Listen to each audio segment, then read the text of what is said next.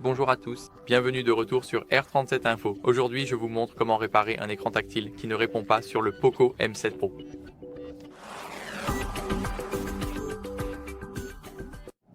Donc tout d'abord, si votre écran tactile ne répond pas, ce que vous pouvez essayer de faire, c'est de redémarrer l'appareil. Pour commencer, redémarrez-le en maintenant enfoncé le bouton d'alimentation et le bouton de volume haut en même temps pendant environ 10 à 15 secondes. Continuez donc à maintenir jusqu'à ce que l'écran devienne noir et après avoir ressenti la vibration, vous pouvez relâcher les boutons. Et maintenant, on doit juste attendre que notre téléphone se rallume. Je vous retrouve à ce moment-là.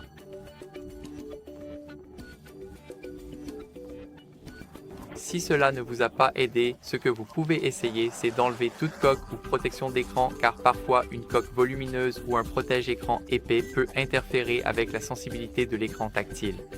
Essayez donc de les retirer et voyez si l'écran réagit mieux.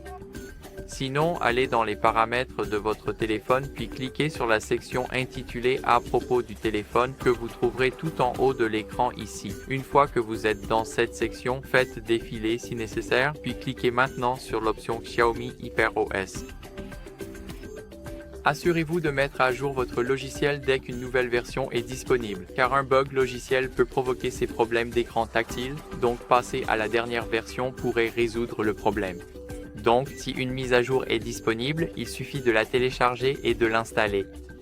Si cela ne vous a pas aidé, ce que vous pouvez essayer, c'est de nettoyer l'écran. Toute saleté, humidité persistante sur l'écran ou débris peut donc affecter la sensibilité tactile. Utilisez donc un chiffon en microfibre pour nettoyer délicatement l'écran et assurez-vous qu'aucun résidu n'obstrue l'écran tactile. Comme vous pouvez le voir, je vais passer 2 fois le chiffon et maintenant le remettre. Si cela ne vous a pas aidé, vous pouvez essayer, et c'est optionnel, de vérifier la calibration de l'écran tactile. Ce n'est pas disponible sur le téléphone, mais vous pouvez télécharger une application pour calibrer votre écran tactile depuis le Play Store.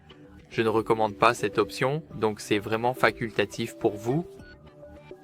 Passons donc à l'étape suivante, la réinitialisation d'usine.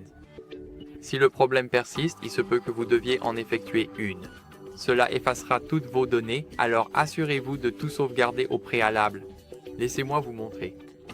Allez dans les paramètres.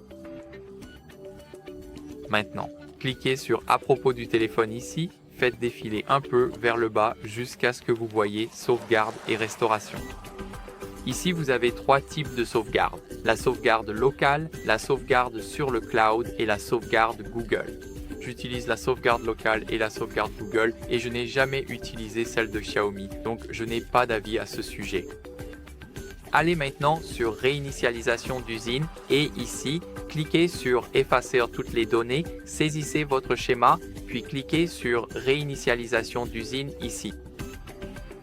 Donc, si rien de tout cela n'a aidé, vous pouvez essayer de vérifier s'il y a des problèmes matériels comme un écran tactile endommagé ou un numériseur défectueux, c'est-à-dire le composant qui détecte le toucher. Dans ce cas, il vaut mieux contacter le support Poco ou aller dans un centre de service agréé pour un diagnostic et des réparations professionnelles, et ce sera tout.